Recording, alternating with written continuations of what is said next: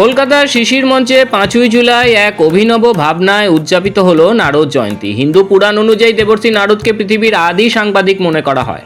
সনাতন ভাবধারার আলোকে আধুনিক সাংবাদিকতার নৈতিকতা ও মূল্যবোধকে স্মরণ করতেই এই বিশেষ অনুষ্ঠানের আয়োজন করা হয়েছিল।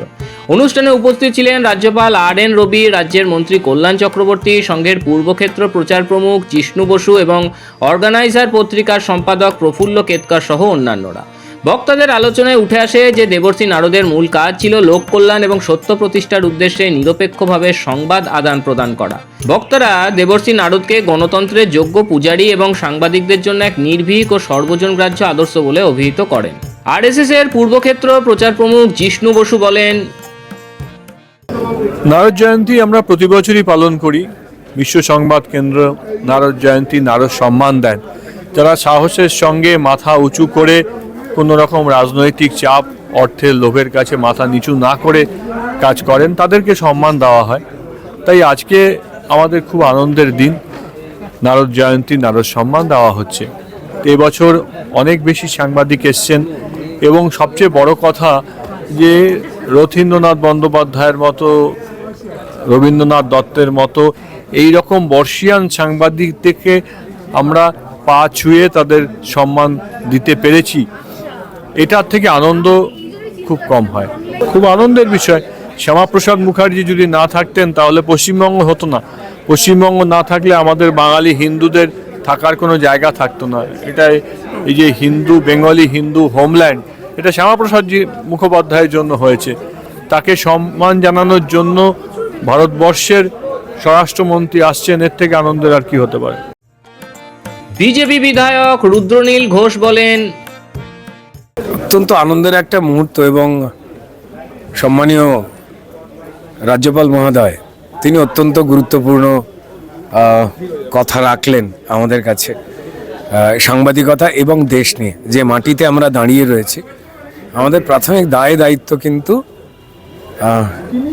আমরা কেউই অস্বীকার করতে পারি না, অবহেলা করতে পারি না। তিনি অপূর্বভাবে তিনি জানিয়ে দিলেন। ডক্টর জিষ্ণু বসু, আমাদের মন্ত্রী মহোদয় কল্যাণ বাবু থেকে শুরু করে বাকি বিদগ্ধ ব্যক্তিরা, নানান মানুষ এসেছিলেন এবং নির্ভীক সাংবাদিকতার যে চড়াই উতরাই তার সঙ্গে যারা নিজেদের জড়িয়ে রাখতে পেরেছেন শিরদাঁড়া টান করে, যেমন সিনিয়ররা যারা সত্যকে তুলে ধরেছিলেন তাদের প্রণাম জানানো হলো, ঠিক তেমনই যারা এই সময়ের আমাদের বেশ কিছু ভাই বোন রয়েছেন যারা প্রতিনিয়ত দেশের জন্য, এই মাটির জন্য কাজ করেছেন, তারাও আজকে সম্মানিত হলেন। রাজ্যের মন্ত্রী কল্যাণ চক্রবর্তী বলেন, আমার ছাত্র জীবন শুরু হয়েছিল সাংবাদিকতা দিয়ে, অবশ্য সেটি কৃষি সাংবাদিকতা। আমি বাংলার যে সমস্ত কৃষি পত্রপত্রিকা ছিল সেখানে তদন্তমূলক সংবাদের স্থান কিভাবে হতে পারে সেই বিষয়ক অনেক সংবাদ আমি সংগ্রহ করে সেটি প্রতিবেদন আকারে রেখেছিলাম এবং সেক্ষেত্রে আমি সাংবাদিকতার জগতে আমার একটি ছোট্ট করে প্রবেশ ঘটেছিল। কিন্তু পরবর্তী ক্ষেত্রেও এই সাংবাদিকতার জগতে থাকবার সূত্রে আমি যে শিক্ষা লাভ করেছি, রিপোর্টিং, কিভাবে আমরা রিপোর্টিং করব, সরকারি দপ্তরেই হোক কিংবা বিশ্ববিদ্যালয় স্তরেই হোক, বিভিন্ন প্রজেক্ট রিপোর্ট করবই, আমাদের সকলকেই কিন্তু কোনো না কোনো সময় সাংবাদিকতার দায়িত্ব পালন করতে হয়। এবং সেখানে যদি তথাকথিত মিথ্যা, সেখানে যদি অগণতান্ত্রিক একটা বাতাবরণ যদি সেখানে মানে আষ্টে পৃষ্ঠে তাকে বেঁধে রাখে, তাহলে সেই সমাজ কিন্তু এগোতে পারে না।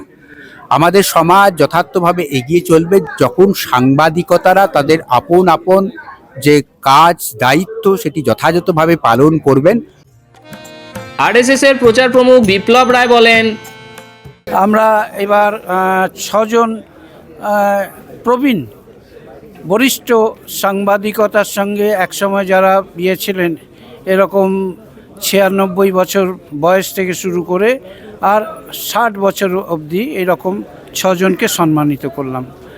আর তাদের যে সমাজে কাজ, সেই কাজ আর মানে সমাজকে জাগরণের জন্য যে কাজ ওনারা করেছেন সেইটা আজকে সকলে মান্যতা দেয়, তো তাদের মান্যতা দেওয়া আজকে আমাদের কর্তব্য, আর সেই জন্য তাদেরকে দিলাম।